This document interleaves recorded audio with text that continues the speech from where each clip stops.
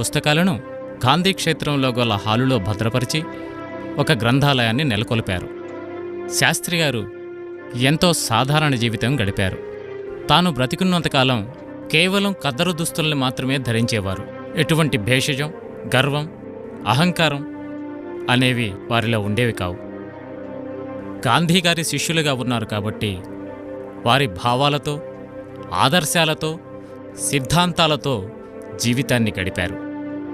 ఎటువంటి ఆస్తులు, ధనాన్ని సంపాదించకపోయినా అభిమానమనే ధనాన్ని వారి వారసులకు పంచిపెట్టారు. భారతదేశానికి స్వాతంత్ర్యం వచ్చిన సందర్భాన్ని పురస్కరించుకుని శాస్త్రిగారు పంచడానికి స్వీట్సు చేయమని తన సతీమణిని కోరడం జరిగింది. అప్పట్లో గోధుమ రవ్వ దొరికేది కాదు.